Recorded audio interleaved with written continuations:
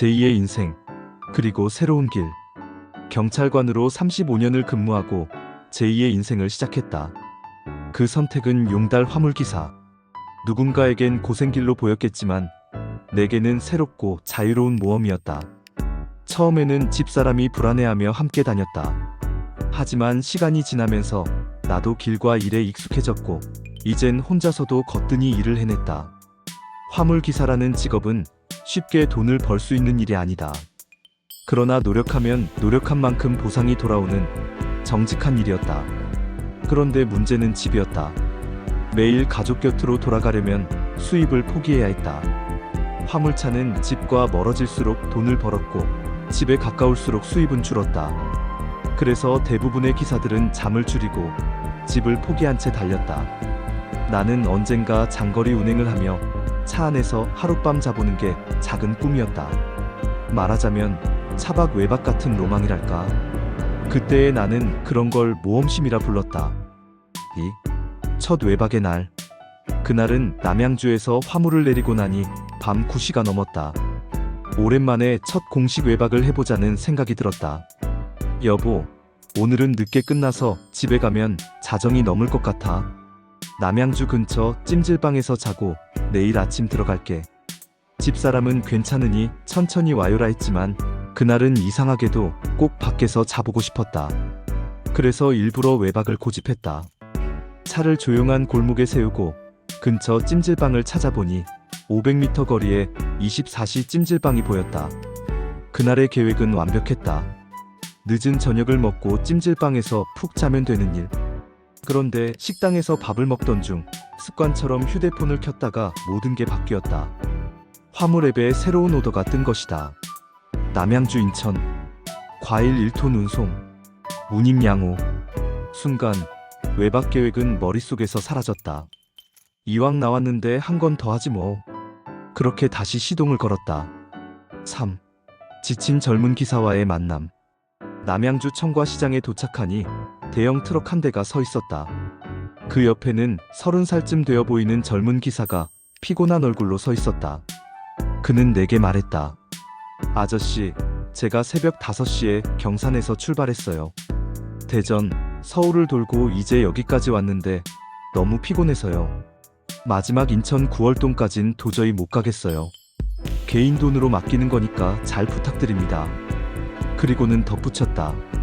이 일은 차주가 알면 안 됩니다. 부탁드릴게요. 나는 그에게서 운임을 받고 고개를 끄덕였다. 당신 일은 당신 일이고 나는 내 일만 하면 되지. 그렇게 담담히 차에 과일 상자를 싣고 인천으로 향했다. 4. 깊은 밤 인천의 청과시장. 자정을 훌쩍 넘긴 시각. 인천 9월동 청과시장에 도착했다. 하차를 마치고 인수증을 찍어 젊은 기사에게 보냈다. 그는 대전 근처를 지나고 있다고 했다. 새벽 3시쯤 도착할 것 같아요. 그 말이 왠지 마음에 걸렸다. 그렇게 하루를 마감했다. 피곤했지만 묘하게 마음이 뿌듯했다. 그래, 나도 오늘은 꽤 멋지게 달렸어. 다음날 아침 카톡 알림 하나. 다음날 아침 휴대폰에 새로운 카톡 친구 알림이 떴다.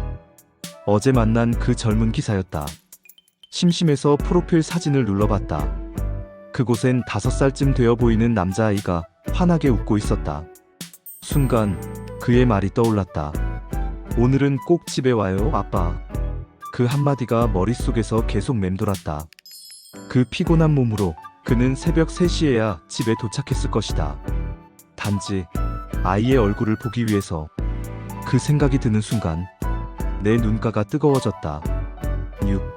늦게 찾아온 후에 갑자기 인천까지 받은 운송비가 떠올랐다. 그 돈 그냥 돌려드렸으면 좋았을걸. 아이 과자라도 사들고 가라고 말했으면 얼마나 좋았을까. 내가 그때 그걸 깨닫지 못했다는 게 부끄러웠다. 나이를 헛먹었다는 생각이 들었다. 점심이 지나고 나는 전화를 걸었다. 아이 얼굴이 참 예쁘네요. 과자값이라도 보내드리고 싶어요. 계좌번호 좀 알려주세요.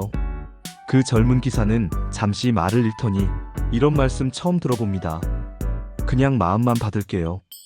몇 번을 권해도 끝내 계좌번호를 알려주지 않았다. 그는 그저 웃으며 고맙습니다라고만 했다. 7. 세월이 흘러도 잊히지 않는 얼굴. 그 후로 가끔 안부 전화를 주고받았다. 하지만 일이라는 게 늘 바쁘다 보니 어느새 연락도 끊기고 얼굴도 잊혀갔다. 그런데 이상하게도 가끔 밤길을 달리다 보면 그 젊은 기사가 떠오른다. 지친 몸을 이끌고도 아이를 보기 위해 달리던 그 밤, 그의 얼굴이 떠올라 마음이 뭉클해진다. 지금쯤 그는 어떤 모습으로 살아가고 있을까? 그의 아들은 이제 초등학생쯤 되었겠지. 아버지의 그 마음을 알까? 8. 그리고 오늘 나는 이렇게 쓴다. 살다 보면 이런 순간들이 있다. 누군가의 짧은 한마디, 한 장의 사진이 우리 마음속을 깊이 울릴 때가 있다. 그날 카톡 속 아이의 얼굴을 보고 흘렸던 눈물은 단지 그 젊은 기사를 향한 연민이 아니었다. 어쩌면 내 아내 아버지로서의 마음을 다시 본 순간이었다. 세상에는 이름 모를 기사들이 많다. 그들은 밤낮으로 도로 위를 달리며 누군가의 웃음과 식탁을 지켜주는 사람들이다. 오늘도 어딘가에서 피곤한 몸을 이끌고 가족을 향해 달리고 있을 누군가에게 이 말을 전하고 싶다. 당신의 수고는 결코 헛되지 않습니다. 작가의 말, 그날의 젊은 기사, 그리고 그 아이의 미소는 아직도 내 마음 한켠에 따뜻하게 남아있다. 삶이란 결국 사랑하는 사람을 위해 달리는 여정 아닐까?